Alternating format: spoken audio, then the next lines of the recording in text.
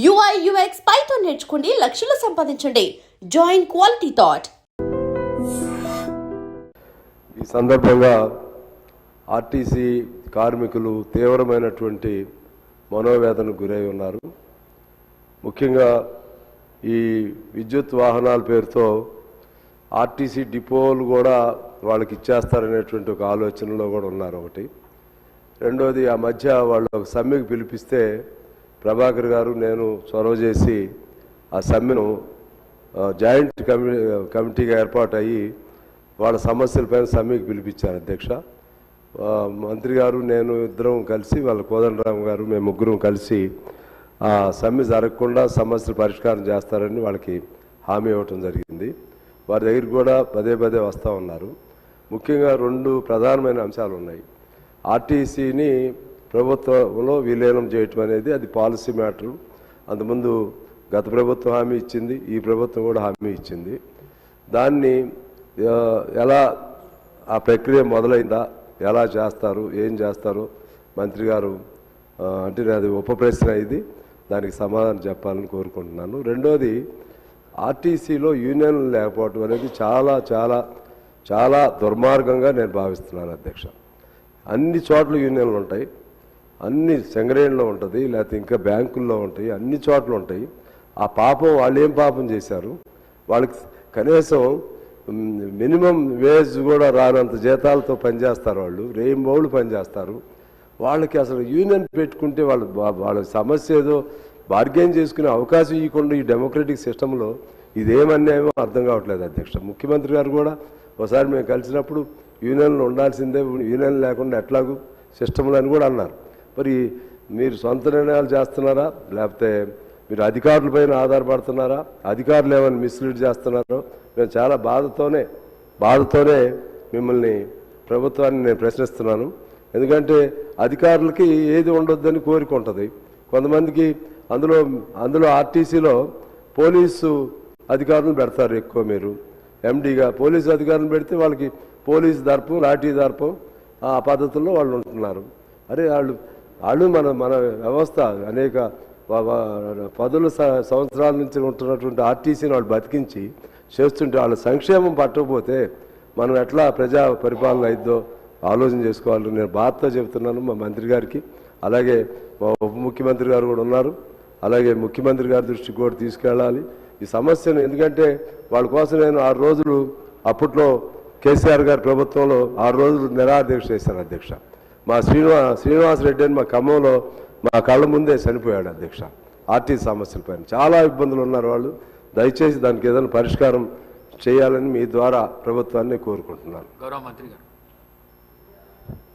అధ్యక్ష, మీ ద్వారా గౌరవ సభ్యులందరూ సహకారాన్ని కూడా అడుగుతున్నాను. ఈవీ పాలసీకి సంబంధించి ఈవీ పాలసీ రాష్ట్రంలో ఈ ప్రభుత్వం ఏర్పడగానే క్యాబినెట్, గౌరవ ముఖ్యమంత్రి గారు, ఉప ముఖ్యమంత్రి గారు, సహచర మంత్రులు అందరూ కూడా ఈ రాష్ట్రంలో మనం ఈవీ పాలసీ ద్వారా రాబోయే కాలం తరానికి మనం ఒక మంచి జీవితం ఉండే విధంగా చేయాలనే ఆలోచనతోటి జీవో నెంబర్ 41 ద్వారా ఈవీ పాలసీ తీసుకొచ్చినాం అధ్యక్ష.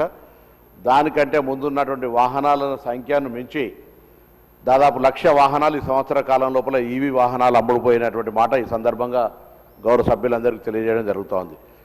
ట్యాక్స్ ఎగ్జంప్షను, రిజిస్ట్రేషన్ ఎగ్జంప్షన్ 100% తోటి జీవో తీసుకొచ్చినాం. మనం తీసుకొచ్చిన తర్వాత వేరే రాష్ట్రాలు తీసుకొచ్చినటువంటి మాట ఉంది.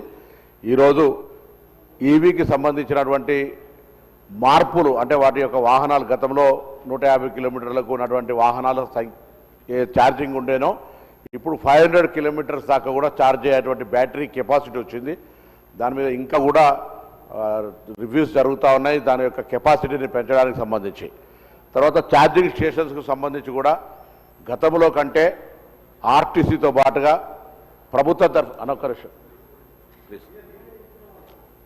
ప్రభుత్వంతో సహా అనేక కార్యాలయాలు కానీ విద్యాలయాలు కానీ గేటెడ్ కమ్యూనిటీల్లో కూడా ఛార్జింగ్ స్టేషన్స్కు ఏర్పాటు చేసే విధంగా కొన్ని చర్యలు తీసుకోబడుతున్నాయి అధ్యక్ష.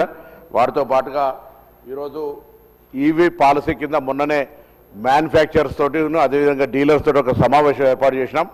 అందులో కొంత ప్రోత్సాహకరంగా ప్రభుత్వం నుంచి దాదాపు 900 కోట్ల రూపాయల ట్యాక్స్ నష్టపోయినప్పటికీ ఒకటే సంవత్సరం ఎక్కడ కూడా ప్రభుత్వం కాంప్రమైజ్ కాకుండా 900 కోట్ల రూపాయల నష్టం జరిగినప్పటికీ కూడా ఈవీ పాలసీని కంటిన్యూ చేస్తూ వాళ్ళందరితోటి ఒక సమావేశం ఏర్పాటు చేసి ప్రభుత్వ ఉద్యోగులకు తెలంగాణ రాష్ట్ర ప్రభుత్వ ఉద్యోగులందరికీ ఈవీ వాహనాలు కొంటే ఒక 20% ఎగ్జంప్షన్. ఎందుకంటే మేము వాళ్ళ సేల్స్ గణనీయంగా ఇంప్రూవ్ అయింది. వాళ్ళు గతంలో చెప్పినట్టుగా 0.03% నుంచి ఇలా నియర్ బై 0.2% దాకా కూడా ఈవీ వెహికల్ సేల్స్ గణనీయంగా పెరుగుతున్నటువంటి పరిస్థితి. కాబట్టి ఆ యొక్క వాహనాల కొనుగోలుకు సంబంధించి ప్రభుత్వ ఉద్యోగులకు ప్రత్యేకించి కొంత ప్రోత్సహించాలనే ఆలోచనతో 20% వారికి అవకాశం ఒక బెనిఫిట్ చేసే విధంగా ఇవ్వమని కంపెనీస్ అందరినీ కూడా కోరడం జరిగింది. అదేగాక గౌరవ ఉప ముఖ్యమంత్రి గారు ఇక్కడ ఉన్నారు. అనేకమైనటువంటి రెన్యూవబుల్ ఛార్జెస్, దాని తర్వాత రెడ్కో ఇతరత్ర సంస్థల ద్వారా ఎలక్ట్రిసిటీకి సంబంధించిన చర్యలు చేపట్టే సందర్భంగా నేను వారిని కోరుతా ఉన్నా. ఈరోజు రాష్ట్ర ప్రభుత్వం కానీ లేదా పాఠశాలలకు సంబంధించినటువంటి బస్సులు కానీ ఎంఎన్సీ కంపెనీలు ఫార్మా కానీ ఐటీ కానీ ఇతరత్ర కొనుగోలు చేసే సందర్భాల్లో కూడా 25% నుంచి 50% వాళ్ళ అవసరాలను బట్టి ఈవీ బస్సులు కొనే విధంగా ఒక నిర్బంధంగా వారికి ఒక విధానం తీసుకొచ్చే ప్రయత్నం చేస్తున్నాం. ఎందుకంటే ఢిల్లీ చూసిన తర్వాత ఈక్యూఐ ఎయిర్ క్వాలిటీ ఇండెక్స్ చూస్తే ఢిల్లీని చూసి ఇలా బ్యాక్టీరియా ఇవాళ పత్రికల్లో కూడా ఉంది. అక్కడ ఉండబడేటువంటి ఎయిర్ క్వాలిటీ ఇండెక్స్ తోటి బ్యాక్టీరియా కూడా ఉండి అక్కడ ఆరోగ్యాలు దెబ్బతింటా ఉన్నాయి. భారత రాజ్యాంగ వ్యవస్థ రాష్ట్రపతి గారి నుంచి మొదలు పెట్టుకుంటే ప్రధానమంత్రి మొత్తం వ్యవస్థ పార్లమెంటుతో సహా ఉన్న అక్కడ చెడిపోయిన వాతావరణాన్ని కాపాడుకోలేకపోతా ఉన్నటువంటి సందర్భంలో హైదరాబాద్ కానీ తెలంగాణ రాష్ట్రం లోపల మనం ఈ యొక్క ఎయిర్ క్వాలిటీ ఇండెక్స్ని కాపాడుకోవాలంటే ఈవీ పాలసీలు కానీ ఎల్పిజి కానీ సిఎన్జి కానీ తీసుకురావాలనే ఆలోచనతో చేస్తూ ఉన్నాం. ఆర్టీసీ పరంగా 9,000 చిల్లర బస్సులు ఉంటే పిఎం ఈ డ్రైవ్ కింద గతంలో 575 బస్సులు ఇప్పటికే తిరుగుతూ ఉన్నాయి. ఇప్పుడు మళ్ళీ 2,800 బస్సులకు సంబంధించి పిఎం ఈ డ్రైవ్ కింద వస్తూ ఉన్నాయి అధ్యక్ష. వాటితో పాటుగా కొత్తగా వరంగల్ మున్సిపాలిటీకి ఒక 100, నిజామాబాద్ మున్సిపాలిటీకి కూడా ఒక 50 బస్సులు ఒక ప్రత్యేకమైన కేంద్ర ప్రభుత్వ స్కీమ్ ద్వారా కూడా రాబోతూ ఉన్నటువంటి వాటి సందర్భంగా మనవి చేస్తూ తప్పకుండా స్కూల్స్ బస్సులకు కానీ ఇతరత్ర అన్నింటితో పాటుగా ఛార్జింగ్ స్టేషన్స్ ఇంప్రూవ్మెంట్ చేయడానికి సంబంధించిన ఇష్యూలు కూడా బాగా తీసుకొని పోయేటువంటి విధంగా చేస్తాను. గౌరవ సభ్యులు వెంకటరామరెడ్డి గారు అడిగినా, పాల్వాయి హరీష్ గారు అడిగినా, ఐలయ్య గారు అడిగినా, నాగరాజు గారు అడిగినా, లేకపోతే కూనంనేని సాంబశివరావు గారు చెప్పినా తప్పకుండా నేను మీ అందరు సహకారం కోరుతా ఉన్నా.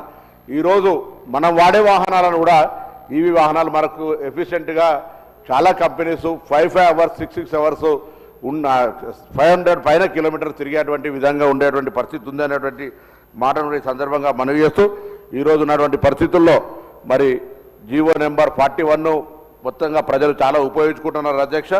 ఎక్కడ కూడా ఈవీకి సంబంధించిన విషయంలో ఈ రాష్ట్రం చాలా పాజిటివ్గా నిర్ణయం తీసుకుంటున్నటువంటి అంశాన్ని నేను ఈ సందర్భంగా మీకు మనవి చేస్తా ఉన్నాను. ప్రభుత్వం పాలసీ ఇవ్వకముందు ఉన్నటువంటి పరిస్థితికి ఇప్పటికీ చాలా డిఫరెంట్గా మారింది. అందుకే ప్రత్యేకించి ప్రభుత్వం తరఫున కూడా 25% నుంచి 50% దాకా వాహనాల ప్రొక్యూర్మెంట్ గవర్నమెంట్ కొనేటివి కూడా ఈవీ కొనాలనేటువంటి ఆలోచనతో ప్రభుత్వంలో చర్చ జరుగుతోంది. ప్రభుత్వ ఉద్యోగులకు ఆ కంపెనీస్ సబ్సిడీ ఇవ్వనేటువంటి అంశం కావచ్చు. ఈ విధంగా ప్రభుత్వం తరఫున వాహనాలకు సంబంధించి ఆర్టీసీ తరఫున చేస్తా ఉన్నాం. ఇవి కాక 15 సంవత్సరాలు పైబడ్డటువంటి వాటిని స్క్రాప్ పాలసీ తీసుకొచ్చిన అధ్యక్ష. గతంలో స్క్రాప్ పాలసీ లేదు. ఇప్పటికే దాంట్లో కూడా కేంద్ర ప్రభుత్వం ఇది ఎంవీఐ యాక్ట్ ఫెడరల్ సిస్టంలో కేంద్రము రాష్ట్రానికి సంబంధించి ఉన్న సందర్భంలో 30,000 రూపాయలను మళ్ళీ ట్యాక్స్ గ్రీన్ ట్యాక్స్ కింద కూడా పెంచడం జరిగింది. అంటే 15 సంవత్సరాలు పైబడ్డటువంటి వాళ్లకు స్క్రాప్ చేసుకోవాలి. స్క్రాప్ చేసుకుంటే కూడా మేము ఇన్సెంటివ్ ఇచ్చే విధంగా స్క్రాప్ చేస్తుంటే ఇన్సెంటివ్ ఇచ్చే విధంగా వాళ్ళకు స్క్రాప్ పాలసీ కింద కూడా ఇన్సెంటివ్ తీసుకొచ్చేటువంటి ఒక ప్రయత్నం జరుగుతుంది అధ్యక్ష. జీవో తీసుకొచ్చినాం. అంటే ఎవరైనా వాహనాలు 15 సంవత్సరాల పైబడ్డటువంటి వాళ్ళు పొల్యూషన్ కారణమవుతున్నప్పుడు పెనాల్టీస్తో పాటుగా పనిష్మెంట్తో పాటుగా వారికి సంబంధించి మరి ఒక పాలసీ తీసుకొచ్చి వాళ్ళకైనా బెనిఫిట్ ఇవ్వకపోతే లాభం లేదనేటువంటి స్క్రాప్ పాలసీ కూడా తీసుకొచ్చిన అధ్యక్ష. మీరు అంటున్నట్టుగా వెహికల్స్ ట్యాక్స్ ఎగ్జంప్షన్ అనేటువంటిది చాలా పెద్ద బెనిఫిట్. 100% ట్యాక్స్ ఎగ్జంప్షన్కు వాళ్ళంతా కూడా కన్జ్యూమర్స్ వెరీ హ్యాపీ ఉన్నారు. దానికి ఇంకా అదనంగా ఇచ్చేటువంటి పరిస్థితి ఉత్పన్నం కానే కాదు అధ్యక్ష. అదేవిధంగా ఆటోలకు సంబంధించి కూడా ఆర్టీసీలో కూడా రెట్రోఫిట్ అంటే ఉన్నటువంటి పాత ఇంజన్ తీసేసి ఈ యొక్క ఈవీ ఇంజన్ పెట్టడం అనేటువంటి రెట్రోఫిట్ వ్యవస్థ దానికి సంబంధించి మార్పులకు అనుగుణంగా ఆ రెట్రోఫిట్ను కూడా ఈరోజు ఆర్టీసీ బస్సుల్లో కూడా ప్రయోగాత్మకంగా అమలు జరుగుతోంది. ఆటోలు కూడా రాష్ట్ర ప్రభుత్వం మొన్న ఒకసారి గౌరవ ముఖ్యమంత్రి గారు రివ్యూ చేసినప్పుడు రెట్రోఫిట్ ద్వారా హైదరాబాద్లో ఉన్నటువంటి ఆటోలన్నిటి కూడా మరి ఎక్కడ కూడా డీజిల్ వాహనం కనబడద్దు అనేటువంటి ఆలోచనతో చేస్తాను అధ్యక్ష. ఈ మధ్య కూడా ఎల్పిజి, సిఎన్జి, ఈవీ ఆటోలకు కూడా పర్మిషన్ ఇచ్చారు. యాక్చువల్గా హైదరాబాద్లో ఆటోలకు పర్మిషన్ లేదు. పాత స్థానంలో కొత్త రావాలనే ఆలోచనతో ఈ ఈవీ ఆటోలకు కూడా మనం అనుమతి ఇచ్చినటువంటి మాట ఈ సందర్భంగా నేను మనవి చేస్తున్నాను. తప్పకుండా మీ ద్వారా గేటెడ్ కాలనీలలో కూడా ఛార్జింగ్ స్టేషన్స్, ప్రైవేట్గా కూడా ఛార్జింగ్ స్టేషన్స్, రెడ్కో ద్వారా కూడా దీని గవర్నమెంట్ ఆఫ్ ఇండియా కూడా ఒక స్కీమ్ ఉంది. దాని ద్వారా కూడా మొన్న ఈ మధ్య జరిగిన రివ్యూలో మా ప్రిన్సిపల్ సెక్రటరీ గారు ట్రాన్స్పోర్ట్ డిపార్ట్మెంట్ అంతా కూడా దీని మీద ఎక్సైజ్ చేస్తూ ఉంది. అన్ని కలెక్టరేట్లో కూడా పెట్టాలనే దాని మీద కలెక్టరేట్లకు రాస్తున్నాం. అన్ని టూరిజం మినిస్టర్ గారు సలహా తీసుకొని టూరిస్ట్ స్పాట్లలో అన్నిట్లలో కూడా అంటే పబ్లిక్ ఎక్కడికైతే రీచ్ అవుతారో ఈవీ వెహికల్కు వాళ్ళు పెద్ద పెద్ద రెస్టారెంట్లతో సహా అన్నిట్లలో ఈవీ ఛార్జింగ్ ఉన్నట్టయితే ఒక్కొక్క ఛార్జింగ్ చేయడానికి ఆఫర్ స్పీడ్ ఛార్జెస్ వచ్చినాయి. ఇవాళ రేపు 500 మెగావాట్కు సంబంధించినటువంటి ఇష్యూలో కూడా వచ్చినటువంటి సందర్భంగా పబ్లిక్ సౌకర్యంగా ఉండే విధంగా అన్ని చర్యలు తీసుకునే ప్రయత్నం చేస్తున్నాం. ఇది ప్రభుత్వం మాత్రమే చేస్తే అయ్యేది కాదు అధ్యక్ష. నేను మీ ద్వారా మొత్తం తెలంగాణ ప్రజలు, ఎందుకంటే రాబోయే కాలంలో హైదరాబాద్ ఎయిర్ క్వాలిటీ ఇండెక్స్ కూడా బాగుండాలన్న తెలంగాణ మొత్తం ఇప్పటికే మనం 100 దాటిపోయి దాదాపు ఒక్కొక్కసారి 200లకు పోతా ఉన్నాం అధ్యక్ష. ఢిల్లీ 300 నుంచి 400, 450 ఎయిర్ క్వాలిటీ ఇండెక్స్ పోతుంటే మనం కూడా ఇవాళ సెకండ్ హైయెస్ట్ పొల్యూటెడ్గా ఉండేటువంటి పరిస్థితుల్లో ఉన్నాం. తప్పకుండా దాన్ని నివారించాలంటే ప్లాంటేషన్తో పాటుగా ఈ విధంగా ఈవీ కానీ, ఎల్పిజి కానీ, సిఎన్జి కానీ మన వాహనాల వైపు తీసుకుపోవడంతో పాటుగా కాలుష్య నివారణకు సంబంధించిన చర్యలు కూడా తీసుకునే ప్రయత్నం జరుగుతుంది. ఆ ట్రాన్స్పోర్ట్ డిపార్ట్మెంట్ ఎన్ఫోర్స్మెంట్ కానీ, పాలసీల ద్వారా కానీ, ప్రభుత్వ ఆలోచనతోటి అవేర్నెస్ క్యాంప్స్ కానీ ఇవన్నీ కూడా మోటివేట్ చేస్తూ ఉన్నాం. తప్పకుండా మరి ఆ కంపెనీస్ కూడా ప్రభుత్వ ఉద్యోగులకు అవకాశం 20% ఎగ్జంప్షన్ వాళ్ళకు రేట్ లోపల డిడక్షన్ చేసి ఇచ్చేసి గవర్నమెంట్ ప్రొక్యూర్మెంట్లో కూడా ఈవీ తీసుకొని ప్రశ్నలు వేసిన గౌరవ సభ్యులందరూ కనీసం వాళ్ళనే ఈవీ వెహికల్స్ అందరూ తీసుకునే విధంగా, లేకపోతే గౌరవ ఆర్థిక మంత్రి, ఉప ముఖ్యమంత్రి గారు కోరుతున్నాం శాసనసభ్యులందరూ ఒక రోల్ మోడల్గా మరి వాళ్ళకు లోన్ కూడా వస్తుంది కావచ్చు. అందరికి ఒక్కొక్క ఈవీ వెహికల్ని మరి ఫ్రీగా నేను అడగలేను సార్, మరి ఫ్రీగా కాబట్టి ఒక ఈవీ వెహికల్ అందరూ కూడా రోల్ మోడల్గా మనం కాన్స్టిట్యున్సీలలో ఈవీ వెహికల్ తిరుగుతూ ఉంటుంటే పొల్యూషన్ సంబంధించినటువంటి ఒక అవకాశం తక్కువ చేసేది ఉంటుంది. కాబట్టి నేను మీ ద్వారా గౌరవ కోరుతూ తప్పకుండా మరొక్కసారి ఈ ప్రభుత్వం కట్టుబడి ఉంది. కాలుష్య నివారణకు సంబంధించి ఈవీ వెహికల్ను ప్రోగ్రెసివ్ సైడ్లో తీసుకుపోవడానికి తప్పకుండా రాష్ట్రంలో దేశంలోనే తెలంగాణ రోల్ మోడల్గా ఈవీ పాలసీకి ఉండేటువంటి విధంగా ప్రజలను చైతన్యపరుస్తూ ఉన్నాం. శాసనసభ్యులందరూ కూడా ఈ అంశానికి సహకరించాలి. అధికార వ్యవస్థ కానీ ప్రజలు కూడా ఈ వ్యవస్థలో భాగస్వాములు అయినైతేనే రాబోయే తరానికి మనం కాలుష్య రహిత తెలంగాణ, కాలుష్య రహిత హైదరాబాద్ను ఇచ్చి ఎయిర్ క్వాలిటీ ఇండెక్స్ ఒక స్వచ్ఛమైనటువంటి మాస్క్ లేకుండా ఆక్సిజన్ సిలిండర్ పెట్టుకొని బతికేటువంటి పరిస్థితి లేకుండా ఉండేటువంటి పరిస్థితి వస్తుంది. కాబట్టి ఆ విధంగా చర్యల లోపల ప్రభుత్వానికి సహకరించాలని మీ ద్వారా గౌరవ అందరికీ కూడా విజ్ఞప్తి చేస్తా ఉన్నాను. క్వశ్చన్ నెంబర్ సంబంధించి వారు గౌరవ కూనంనేని సాంబశివరావు గారు అడిగినారు. మళ్ళీ కూడా ఈ వేదిక ద్వారా వారు, నేను, కోదండరామ్ గారు ఆర్టీసీ ఇది ప్రశ్న ఉత్పన్నంగా అయినా ఉప ప్రశ్నగా వారు అడిగినప్పుడు ఆర్టీసీకి సంబంధించినటువంటి అన్ని రకాల సమస్యల్ని ప్రయాణికుల సౌకర్యము, కార్మికుల సంక్షేమము, సంస్థ పరిరక్షణ అనే 3 ద్వయాలతో పనిచేస్తున్నది ఈ ప్రభుత్వం. కార్మికులకు సంబంధించి అనేక పెండింగ్ సమస్యలు పరిష్కరించడం. 2 అంశాలు గత ప్రభుత్వం చేసినటువంటి విలీనంకు సంబంధించిన అంశం ఒకటి, అదేవిధంగా కార్మిక సంఘాల రద్దుకు సంబంధించింది ఒక పాలసీ మ్యాటర్గా ప్రభుత్వంలో ఉన్నటువంటి పెద్దలందరూ కూడా చర్చ చేస్తున్నాం. వారికి కూడా అవగాహన ఉంది. తప్పకుండా ఆ అంశం మీద త్వరలోనే ఒక మార్గదర్శకత్వం వస్తుంది. మరొకసారి కూడా ఎందుకంటే తెలంగాణ ఉద్యమంలో ఆర్టీసీ కార్మికుల పాత్ర ఎవరు కూడా మరవలేనిది. ఇవాళ కూడా మహాలక్ష్మి కార్యక్రమాన్ని విజయవంతంగా దాదాపు రోజు 65 లక్షల మంది ప్రజలను 35 లక్షల కిలోమీటర్లు తిరుగుతూ 342 బస్ స్టేషన్లు 12,000 గ్రామాలను కనెక్ట్ చేసుకుంటూ ప్రజలను మరి రవాణా కలిగిస్తున్నటువంటి బస్సులు, అందులో పనిచేస్తున్న ముఖ్యంగా డ్రైవర్లు, కండక్టర్ల సంక్షేమం మీ ప్రభుత్వ బాధ్యత. డెఫినెట్లీ వాళ్ళందరికీ మొన్ననే 30 సంవత్సరాల సర్వీసులో ఒక సింగిల్ యాక్సిడెంట్ చేయనటువంటి వాళ్లకు రోడ్ సేఫ్టీ మాసం సందర్భంగా సన్మానాలు కూడా చేసినామనే మాట సందర్భంగా మనవి చేస్తూ తప్పకుండా అదేవిధంగా ఆర్టీసీలో మేము యూనియన్ బ్యాంకుతో టైఅప్ చేసుకొని ఎవరైనా కార్మికుడు చనిపోతే అతనికి దాదాపు ₹1 కోటి నష్టపరిహారం ఇచ్చేటువంటి విధానాన్ని మా సంస్థ కొనసాగిస్తూ ఉంది. కొన్ని వందల మందికి ఆర్టీసీ పరంగా ఇచ్చినటువంటి ఆ మాట తెలుసు. మొదటిసారి రాష్ట్రంలో కాదు దేశంలో కూడా సార్ రిమూవ్ ఫ్రమ్ సర్వీస్ 10 సంవత్సరాల కింద అయితే కూడా ప్రజావాణిలో అప్లికేషన్ పెట్టుకుంటే వాళ్ళందరికీ 3 మెన్ కమిటీ వేసి ఉద్యోగాలు ఇచ్చినటువంటి మాట కూడా ఈ సందర్భంగా వాళ్ళకు మరణశిక్ష వేస్తే కూడా క్షమాభిక్ష గుణం ఉంది. ఇక్కడ మేము రిమూవ్ అయితే మాకు మరొక అవకాశం ఇయ్యారా అంటే ఆ అవకాశం కూడా ఇచ్చినాం.